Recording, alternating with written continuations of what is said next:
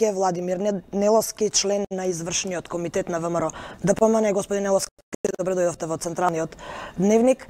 Како што ви најавив, темата се предстојните избори. Ќе почнеме прво со веќе распишаните председателски избори.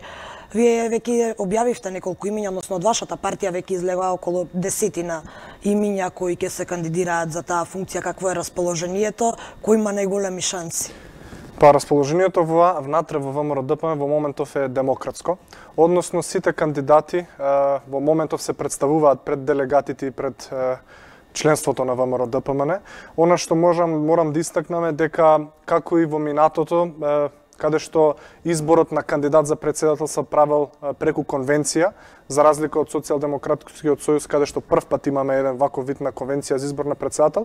Значи, ова е веќе практика на ВМРО ДПМН. Она што мене ме радува е тоа што дел од кандидатите во ист ден се случува да се во иста општина, дури пак се случува на дел од состаноците на одредени кандидати да се други присутни кандидати, да се разговараат меѓу нив. Значи, практично е делат кампањата внатре во партијата? Не е делат, секој си има своја посебна кампања, но практично имаме едно единство во партијата и без разлика тоа што тие се надпреваруваат еден со друг, сепак значи се почитуваат и она што јас до сега слушнав е дека сите кандидати ќе го почитуваат изборот на делегатите на конвенцијата и ќе застанат позади изборот на кандидатот за председател на ВМРО ДПМН. Јас можам од моје лично име да кажам како Владимир Неловски, мојот став е дека во моментов дојдено е време и е потребно на ВМРО ДПМН да има надпартиски кандидат, токму затоа и застанав позади професорката Гордана Силјановска-Давкова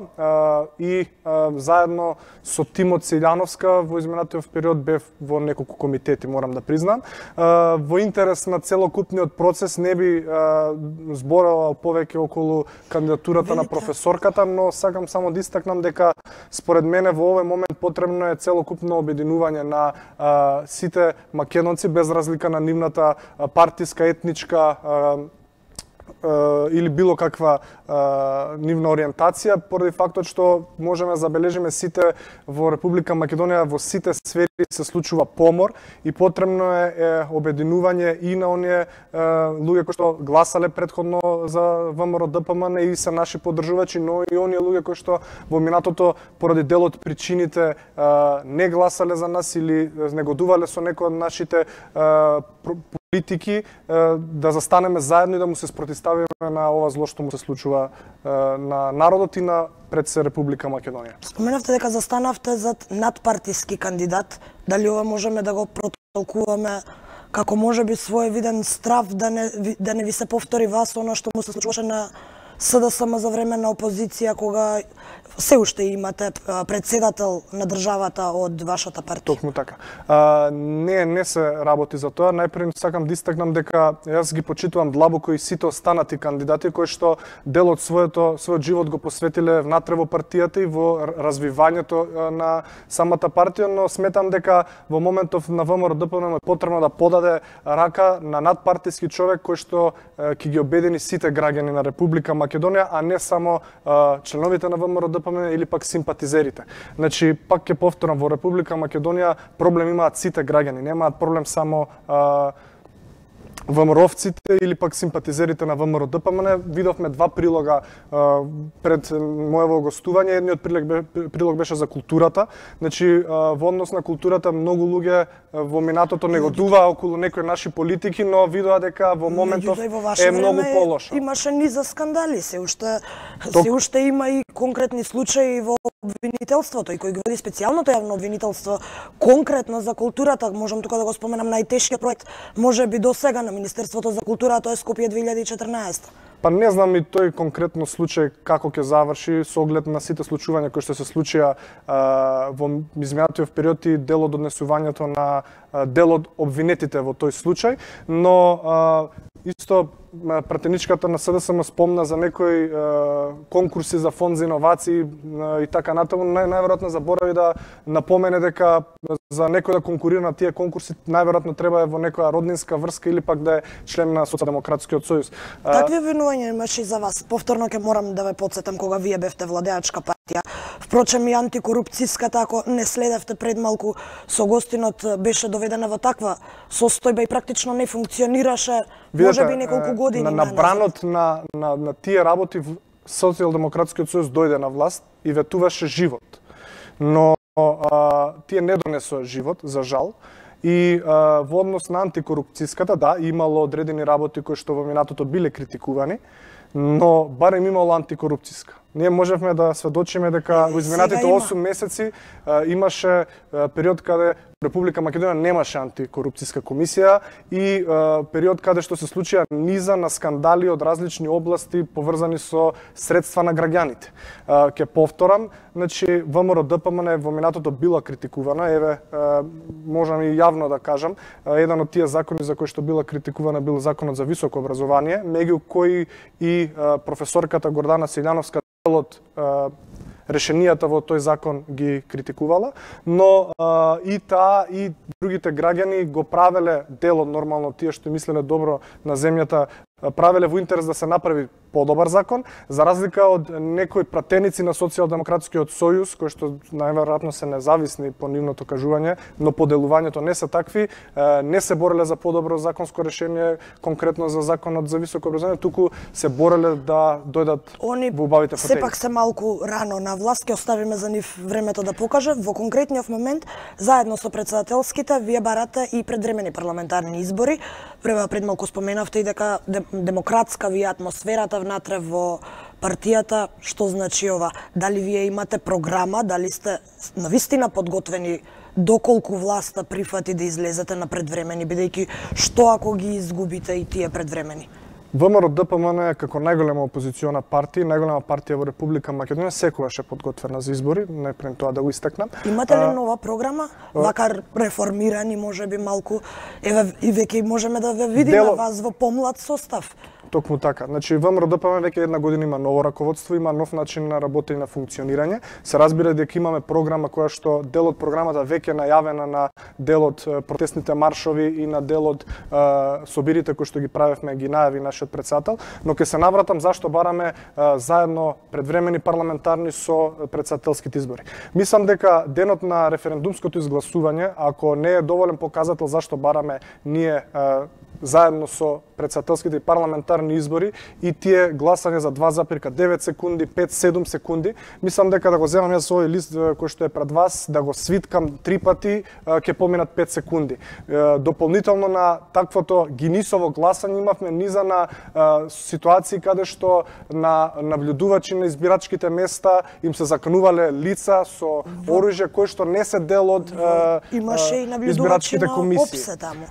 Да, но имаме и конкретни примери каде што се доставени до јавното обвинителство, но за жал сме кај исходот. Но за жал тие се уште немаат никаква нереализација, туку воопшто најверојатно не се процесуирани. Тоа е едната причина зашто бараме парламентарни избори, а другата причина поради тоа што нашиот став е дека мора да сопре сето ова што се случува во Македонија. Мора да сопре загадувањето, кое што инаку исто така на голема врата се зборуваше дека во аеродроми во цела Македонија ќе се исчисти. Јас доаѓам денеска од Тетово, директно тука во вашето студио, и Тетово, верувајте, не се дише. А зошто тоа не го направи владата кога бевте вие на власт?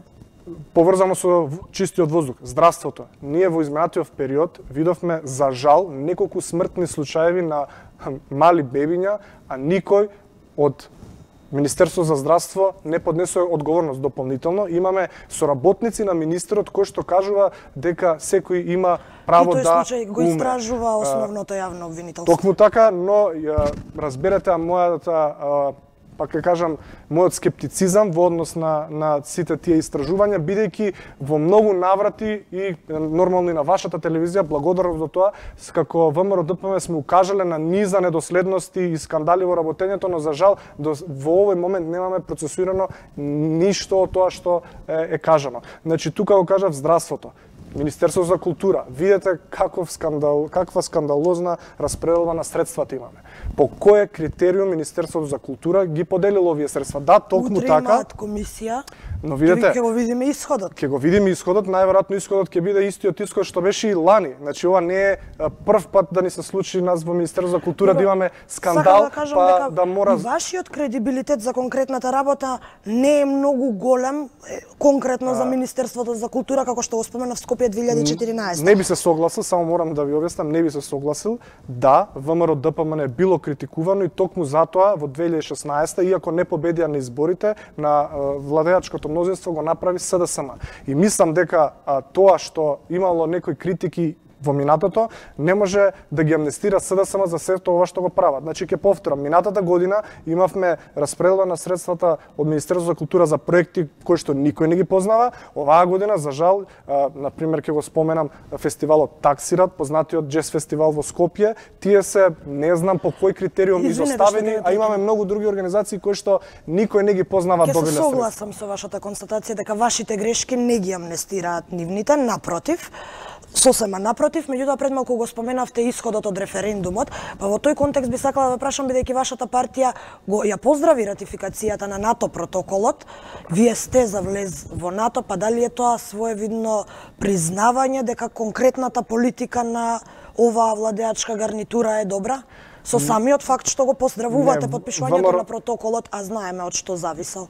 ВМРО ДПМН го поздрави потпишувањето, бидејќи во определбите на ВМРО ДПМН уште од самото нејзино основање се Европската унија и НАТО, и затоа го поздравуваме тоа, но сметаме дека цената која што СДСМ и сите граѓани покрај СДСМ ја платија е превисока и дека можеше да се најде подобро решение, барем јас лично мислам, можеше да се најде подобро решение за да се реши тој проблем, но ќе повторам, спогодбата е потпишана, но секојдневието на граѓаните во Скопје, во Битола, Охрид не се промени.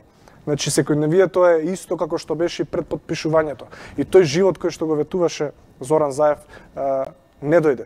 Дали очекувате да го прифатат вашето барање за предвреме? Мислам дека нивното одолжување да ја кажат својата одлука е само показател дека се плашат од судот на народот, бидејќи нашиот народ можеби во овој момент молчи, но кога македонскиот народ молчи, спрема казна, а таа казна ќе дојде на парламентарните избори кога и да се случат. Не верувам дека ќе се охрабрат и ќе прифатат, но еве јавно сакам да ги повикам Социјалдемократскиот сојуз да соберат храброст, ако кажуваат дека е така како што велат, дека граѓаните ги поддржуваат, дека имаме градежна експанзија која што најверојатно само тие преку нивните розови очи да гледат, нека прифатат избори, да бидат регуларни, да имаме техничка влада, министер за внатрешни работи на ВМРО ДПМ, кое што ќе се осигура дека на одредени избирачки места за жал нема да имаме гласање за 3 секунди. И тие тоа го бараа кога беа во опозиција. И го добија. Да се вратиме на изборите. Во текот на вчерашниот ден, ако не се лажам, Ивица Коневски, кој е советник на лидерот на ВМРО ДПМН, во медиумите изјави дека би било добро лидерот да даде оставка ако загуби на изборите. Дали е тоа и ваш став и дали е тоа став на партијата?